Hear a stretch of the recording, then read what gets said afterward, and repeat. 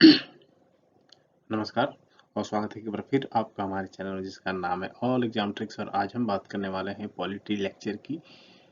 Lecture 3 है यह, constitution part 4। Constitution part 4 में क्या है वो हम आज बात करेंगे और इसकी हम पूरी जानकारी देंगे, ताकि अगर आप कोई भी एग्जाम के लिए प्रिपेयर कर रहे हैं, स्पेशली ये अगर आप छोटे गवर्नमेंट लेवल से लेके यूपीएससी तक की पढ़ाई करते हैं, तो ये काफ़ी ज़्यादा आपके लिए इंपॉर्टेंट होने वाला है सेशन। इसमें हम पूरी कवर करेंगे, डिटेल के साथ एनालिसिस करेंगे, ताकि आपको कोई भी एग्जाम में ये दिक्कत ना हो। तो इसको कहते हैं directive principle of state policy. ये जहाँ की आप हेडिंग देख सकते हैं हमारे, तो इसको शॉर्ट में डीपीएसपी भी बोला जाता है, डीपीएसपी। तो चलिए बढ़ते हैं आज के सेशन में, और हम आज बात करेंगे डीपीएसपी की। हम डीपीएसपी पूरे लेक्चर में इस्तेमाल करेंगे वर्ड। और अगर आपने हमारे चैनल को सब्सक्राइब नहीं किया तो कर लीजिए, क्योंकि पूरा क्वालिटी आपको यहाँ से मिल जाएगा, आपको कोई भी दिक्कत नहीं होगी। एकदम डिटेल एनालिसिस के साथ आपको यहाँ मिलेगा। इसके बाद आपको कोई बुक खोलने की ज़रूरत नहीं है, हालांकि आप और भी डिटेल्स के लिए पढ़ सकते हैं बहुत सारे बुक्स, लेकिन यहाँ से आपको एक बहुत ही अच्छा रिव्यू मिल जाएगा। तो चलिए बढ़ते हैं हमारे लेक्शन की ओर। तो कॉन्स्टिट्यूशन जो पार्ट 4 है उसमें डायरेक्टिव प्रिंसिपल स्टेट पॉलिसी की बात की, आर्टिकल 36 से 51 तक की बात की है। इसमें हम सारा बात करेंगे। पहले ओवरव्यू देख ले लेते हैं कि डायरेक्टिव प्रिंसिपल स्टेट पॉलिसी है क्या। तो ये देखिए, 4 इंपॉर्टेंट पॉइंट जो आपको एग्जाम में आ जाए तो लिखना ही होगा। अगर आप अपने स्टेट पीसीएस या यूपीएससी की लिखना चाहते हैं पेपर, तो ये 4 तो आपको 100% लिखने होंगे। कि ये फ्रॉम आयरलैंड से लिया गया, इरिस से लिया गया है, इसको अब आयरलैंड बोलते हैं इसको। तो इससे ये कॉन्स्टिट्यूशन उठाया गया है, और ये जस्टिसिएबल नहीं है, जैसे कि फंडामेंटल राइट था हमारा।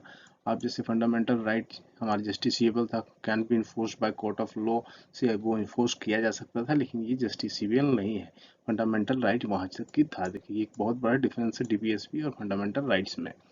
और ये रिजेंबल इंस्ट्रूमेंट ऑफ इंस्ट्रक्शन है, एक तरह का इंस्ट्रक्शन है जो कि आपको पालन करना है इन लॉ मेकिंग प्रोसेस, अगर आप बनाते हैं कोई लॉ तो।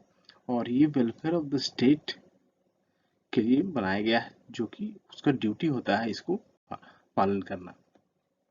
तो ये ओवरव्यू था। तो on the basis of 3 principles इसको हम डिवाइड करते हैं, और इसमें सोशलिस्ट प्रिंसिपल, गांधीयन प्रिंसिपल और लिबरल इंटेलेक्चुअल प्रिंसिपल्स आते हैं। तो यहाँ पे इन 3 कैटेगरी की बात करेंगे, और इसमें हम देखेंगे किस तरह कौन कौन आता है।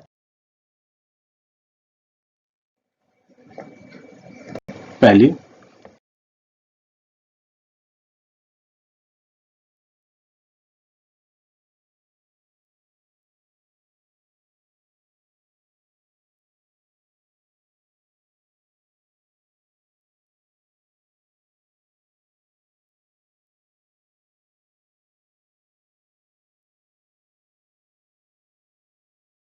36 की, 36 जो हमारा आर्टिकल है क्या, दिस पार्ट,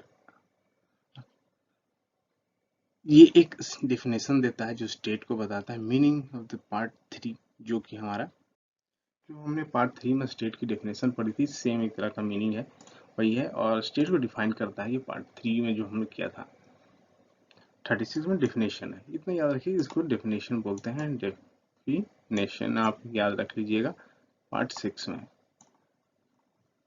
तो 37 की बात करें, तो provision contain in this part shall not be enforced by court of law. Is, अब जैसे कि एक ओवरव्यू था कि ये इन्फोर्स बाय कोर्ट नहीं हो सकता है, ये जैसे कि फंडामेंटल राइट था। ये 37 बताता था। अब बात करेंगे हमारे 38, जो कि इम्पोर्टेंट है, जो कि वो बताता है कि ये जो है हमारे वेलफेयर मतलब पीपल के लिए काम करेगा, जो कि सोशल ऑर्डर्स इन विच जस्टिस, सोशल, इकोनॉमिक, पॉलिटिकल। ये देखिए 3 पॉइंट आपको याद रखना है, social justice and economical and political institution of national life, मतलब ये जस्टिस, सोशल, इकोनॉमिक प्रोवाइड करता है, ये दर्शाता है आपको इसमें। तो इतना याद रखिएगा कि सोशल जस्टिस, इकोनॉमिक, पॉलिटिकल, ये वेलफेयर इस तरह से आपको नेशंस को प्रोवाइड। तो 39 काफी इंपॉर्टेंट है आपके लिए, certain principle policy followed by state, जो फॉलो करते हैं, जैसे कि इसमें 4 5 6 तरह के इंपॉर्टेंट डायरेक्टिव पॉलिसीज दिए गए हैं आर्टिकल 39 में, तो उसकी हम बात करेंगे। इसको देखिए, आप नंबरिंग नहीं दे सकते क्योंकि अगर आप स्टैंडर्ड बुक देखें तो उसमें अल्फाबेटिकली ऑर्डर दिया गया है, इसलिए ए बी सी डी करके ही लिखें। तो इसलिए अब तो बात करेंगे ए में क्या है। जो सिटीजन्स जैसे हमारे महिला और मेंस एंड वुमेन्स जो equally have right to educate means of livelihood, उनको लाइवलीहुड करने का सब इक्वल मतलब राइट दिया गया है ए में।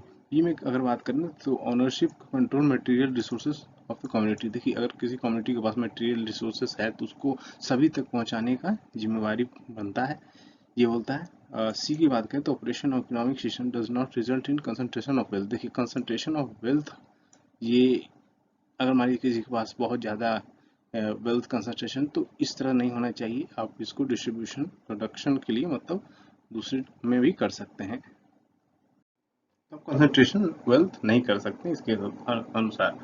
डी की बात करें, there is an equal pay of equal work. देखिए, काम हर एक काम कुछ करें आप तो उसका इक्वल पे होना चाहिए जो काम का आप कर रहे हैं। ऐसा नहीं कि किसी को कम मिल रहा है उसी काम के लिए किसी को ज़्यादा मिल, और खासकर ये मेन वुमेन्स की बात करें, ऐसा नहीं कि मेन ज़्यादा काम कर रहे हैं इफिशिएंटली तो उनको ज़्यादा सैलरी मिलेगा, इस तरह का नहीं होना चाहिए।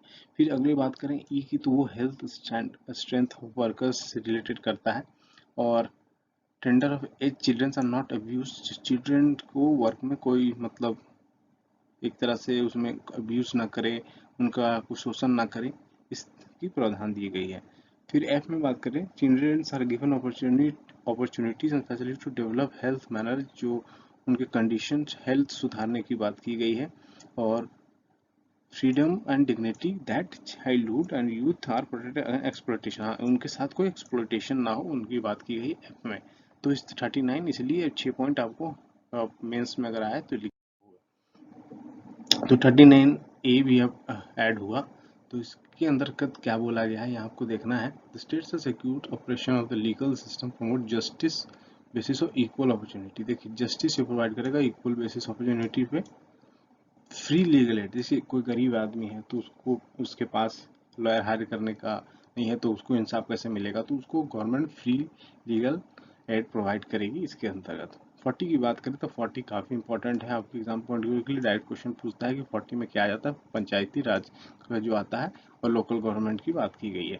41 की बात करें तो state shall within the limits economic capacity to develop make effective provision securing right to work and education public assistance in case of unemployment old age sickness. ये देखिए, तो सभी को काम करने का पढ़ने का अधिकार है, वो कभी एम्प्लॉयमेंट लेने का अधिकार है, इसकी ये बात की गई है 41 में। 41 काफ़ी इंपॉर्टेंट हो ही जाता है आपके लिए। 42 state shall make provision to secure just human condition to work. देखिए, ह्यूमन कंडीशन वर्क का होना चाहिए, ऐसा नहीं कि आप किसी भी अनहेजार्डियस कंडीशन में किसी को भी काम करवा सकते हैं, ऐसा नहीं होगा। 42 आर्टिकल में ये बोल, जल्दी जल्दी हम सेशन को बाहर कर रहे हैं ताकि आप हमारे पॉलिटी के लेक्चर आराम से पूरा पढ़ सकें, ये बोरिंग फील ना हो। आप इसे स्लो करके भी देख सकते हैं। तो 43 में हम देख लेते हैं क्या है, living wages for workers. Workers के लिए क्या क्या रूल बनाए गए हैं इंडस्ट्री में, किस तरह उसको एग्रीकल्चर हो इंडस्ट्री हो कोई भी हो तो उनके वर्कर्स की वेजेस के बारे में बात की गई है। तो आप 43 ए में बात करें, participation of working management industry. देखिए, 43 ए जो बाद में अमेंडमेंट हुआ तो इसमें मैनेजमेंट ऑफ इंडस्ट्रीज में वर्कर का पार्टिसिपेशन लाया गया। मतलब कि एक तरह से बात करें तो जो आपके मुखिया होते हैं लेबर का, जिनको हेड हेड बोलते हैं आप, जिसको आप कभी कभी यूनियन लीडर भी बोलते हैं मजदूरों का, तो वो एक तरह से लीगल हो गया उसके बाद कि हाँ हो सकता है पार्टिसिपेट मैनेजमेंट्स में, इंडस्ट्री के मैनेजमेंट में वर्कर भी पार्टिसिपेट कर सकते हैं जो उनके लिए सही हो। तो ये बात की आर्टिकल 44, ये 44 डबल डबल सी आपको याद रखना है। यूनिफॉर्म सिविल कोड जो इसके अंतर्गत काफ़ी इंपॉर्टेंट है, वीवीआई कर लें इसको, जो अभी रिसेंट ट्रेंडिंग न्यूज़ में भी है, जिसमें आपका ट्रिपल तलाक सारा बानो केस ये सब आता है। इसमें ये कहता है कि सभी के लिए एक यूनिफॉर्म सिविल कोड होना चाहिए, सभी के लिए एक इंडिया में, कि सबका एक ही धर्म के अनुसार से एक ही, जैसे ऐसा नहीं है कि हिंदू के लिए अलग, मुस्लिम के लिए अलग, क्रिश्चियन के लिए, सभी के लिए बराबर रूल्स रेगुलेशन होना चाहिए। और खासकर जो मुस्लिम का हमारा ट्रिपल तलाक का कंसेप्ट है, ट्रिपल तलाक का, तो उसमें भी ये अभी जो गवर्नमेंट हमारी इश्यूज कर रही है, इसके अमेंडमेंट कर दिए, तो इसकी हम यूनिफॉर्म सिविल कोड की बात इसमें की गई। 44 की। आर्टिकल 45 की बात करें तो provision for free and compulsory education for children की बात की गई है कि आपको एक सर्टेन एज तक, मतलब 6 ईयर जो है, 6 ईयर की एज तक, a period of 10 years from the compulsion of the constitution. लेकिन ये अभी 10, यहाँ पे 6 होगा, 6 ईयर तक कंपलसरी एजुकेशन कर दिया गया है। प्रोविजन फॉर कंपलसरी एजुकेशन, तो यहाँ पे 6 से 14 ईयर एज तक यहाँ आप फ्री एजुकेशन बच्चों को प्रोवाइड करेंगे, कंपलसरी एजुकेशन। 46 की बात करें तो promotion of education and economic interest to schedule caste schedule tribe. अब देखिए 46 का एक जो स्पेशल एक तरह से रिजर्वेशन की बात की गई है कि ये special minorities, schedule caste schedule tribes के लिए जो बनाया गया है रूल, उनको रिजर्वेशन, उसके लिए, ताकि उनको एक्सप्लॉयटेशन ना हो, उसके लिए। तो 46 और एक आर्टिकल हमारा जो फंडामेंटल राइट्स है, इसमें बोलता है कि सभी को बराबर अपॉर्चुनिटी मिलना चाहिए, लेकिन 46 में बोलता है कि नहीं, इकोनॉमिक मतलब इकोनॉमिकल वीकर सेक्शंस को हम रिजर्वेशन दे रहे हैं। तो ये एक कॉन्फ्लिक्ट की बात है। तो इस पे बहुत ही एक आप केस है जिसमें इस एक तरह से कॉन्फ्लिक्ट ही दोनों में हो गया है, राइट ऑफ इक्वल अपॉर्चुनिटी और इसमें जो रिजर्वेशन की बात की गई है। इसमें एक केस है जिसका नाम है चंपक डोराराजन केस है, जो कि मद्रास में थे, उनकी बात में बात करेंगे। तो वहाँ पे एक केस हुआ था, इसी पे कॉन्फ्लिक्ट हुआ था। इसी केस पे आपको ये ध्यान रखना है कि कैसे रिजर्वेशन। तो हालांकि आप जानते हैं कि फंडामेंटल राइट्स जो है वो ग्रेटर है डीपीएसपी से। डीपीएसपी अगर ऐसा कोई कॉन्फ्लिक्ट कभी फ्यूचर में होता है फंडामेंटल राइट्स और डीपीएसपी से, तो फंडामेंटल राइट ही जीतता है। तो उस केस में जो ये केस हुआ था डोरा राजन केस, तो उसमें जीत गई थी वो केस, और वो मेडिकल स्टूडेंट थी जो रिजर्वेशन के खिलाफ खड़ी हुई थी। तो फंडामेंटल राइट के अनुसार वो जीत गई थी उस समय। तो बाद में कॉन्स्टिट्यूशन अमेंडमेंट करने के बाद इसको फंडामेंटल राइट्स में डाला गया, तब जाके रिजर्वेशन मिला। तो इसकी हम बाद में बात करेंगे। आर्टिकल 47 को देख लेते हैं, duty of state to raise the level of nutrition. देखिए स्टेट की ये ड्यूटी होता है कि न्यूट्रिशन और स्टैंडर्ड ऑफ लिविंग जो इम्प्रूव करे पीपल्स का, ताकि वो अच्छे से रह सके। और ये बैन करें इंटॉक्सिकेटिंग ड्रिंक, मतलब ड्रग्स वगैरह जो बैन करें। जो हमारा बिहार सरकार, जो नीति गवर्नमेंट सरकार है, जो ऑलरेडी अल्कोहल को बैन कर ली, तो आर्टिकल 47 के अनुसार उसने ये किया है। आर्टिकल 48 की बात करें तो organisation of agriculture and animal husbandry, ये आपके लिए लीगल है, आप कर सकते हैं एग्रीकल्चर भी और एनिमल हस्बेंड्री भी, ये आपके लिए 48 आर्टिकल बोलता है। 48 आर्टिकल ए में एक protection to improvement environment and safeguarding of the forest की बात की गई है, और वाइल्ड लाइफ की। तो इन्वायरमेंट्स और फॉरेस्ट वाइल्ड लाइफ का प्रोटेक्शन एक्ट है, एक तरह से 48 में ए में, जो बाद में कॉन्स्टिट्यूशन अमेंडमेंट एक्ट के तहत डाला गया। देखिए ये ए जो है उसका मतलब कॉन्स्टिट्यूशन अमेंडमेंट हुआ, उसके बाद डाला गया। तो इसकी भी एक मैं बना दूंगा कि क्या क्या अमेंडमेंट हुआ था।